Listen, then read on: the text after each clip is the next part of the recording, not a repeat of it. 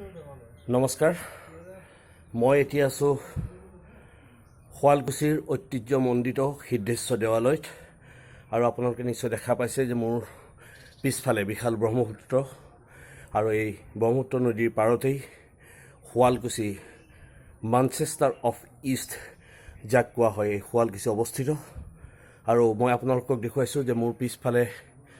বিশাল ব্ৰহ্মপুত্ৰ আৰু মই সিদ্ধেশ্বৰ দেৱালয়ৰ এটি গেটত আছোঁ বহুকেইটা চিৰি পাৰ হৈ ইয়ালৈ ওপৰলৈ উঠিছোঁ আপোনালোকক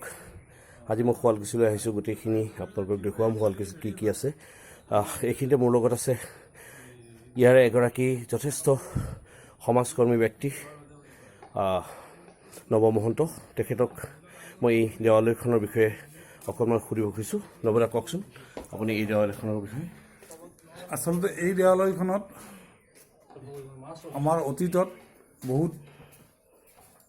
বুদ্ধ ধৰ্মৰ লোক আহিছিলে কিন্তু আজি 20 বছৰৰ পৰা তেওঁলোকে যেতিয়া শুৱালকুছিত এই পূজা পাতল আৰম্ভ কৰিলে তেতিয়াৰ পৰা এই বুদ্ধিষ্টবিলাক ইয়াত অহাটো তেওঁলোকে বাদ দিছে আৰু বুদ্ধিষ্টবিলাক এটা মত আহি ইয়াতে বহুত তেওঁলোকৰ মানুহ আহে তেওঁলোকে আহি ইয়াতে আমালৈ এই জাবৰাঙৰ গুটি লৈ আহে আৰু আমাৰ শুৱালকুছিৰ মানুহবিলাকে এই জাবৰাং গুটিবিলাক তেওঁলোকৰ পৰা ক্ৰয় কৰিছিলে শুৱালকুছিৰ এইবাৰ দ্বিতীয়বাৰৰ কাৰণে অসম সাহিত্য সভা হ'ব আপুনি কওকচোন সাহিত্য সভা কেতিয়াৰ পৰা হ'ব আৰু আমাৰ শুৱালকুছিত দ্বিতীয়বাৰৰ কাৰণে সাহিত্য সভা হ'ব জানুৱাৰী 31 ফেব্ৰুৱাৰী 1 2 3 4 2020 চনৰ আৰু আমি এই সাহিত্য সভাখন শুৱালকুছিত মাইলৰ খুঁটিৰ দৰে হ'ব বুলি ভাবি আমি ইয়াতে আমাৰ পৰিকল্পনা কৰি আছোঁ লগতে আমি সাহিত্যপাঠ দিশত যথেষ্ট আগবাঢ়ি গৈছোঁ য'ত সাহিত্যপাঠ ভাৰতবৰ্ষৰ সকলো ধৰণৰ মানুহ আহিব বিদেশৰো মানুহ আহিব ইয়াতে আৰু আমি সেই হিচাপে আমি কামবিলাক যথেষ্ট আগতে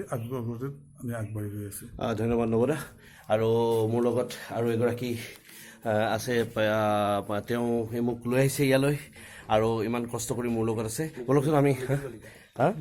মৃদুল বৈশ্য আছে আৰু আমি এতিয়া আপোনালোকক দেৱালয়খন দেখুৱাইছোঁ এয়া হ'ল সিদ্ধেশ্বৰ দেৱালয়ৰ শিৱ মন্দিৰ এয়া ধুনীয়া আপোনালোকৰ ধুনীয়া ভাস্কৰ্য আৰু ধুনীয়া ভাস্কৰ্যৰ ভিতৰত মন্দিৰ মই আপোনালোকক দেখুৱাইছোঁ কেতিয়াবা যদি শুৱালকুছিলৈ আহে এই দেৱালয়লৈ আহিব দেৱালয়টো সুন্দৰ দেৱালয় বহু পুৰণি দেৱালয় এনেধৰণৰ দেৱালয় এয়া আৰিমত্ত ৰজাৰ দিনৰ দেৱালয়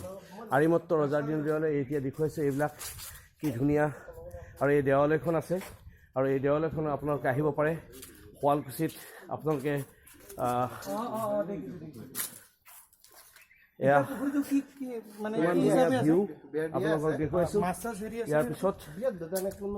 আপোনালোকে সাহিত্য সভালৈ আহক সাহিত্য সভা হ'ব অহা জানুৱাৰী মাহত আৰু আপোনালোক সকলোৰে সাহিত্য সভালৈ আহক আৰু পুনৰ লগ পাম আপোনালোকক যদি আপোনালোকে ভাল পাইছে তেতিয়াহ'লে মোৰ চেনেলটো ছাবস্ক্ৰাইব কৰিব ধন্যবাদ।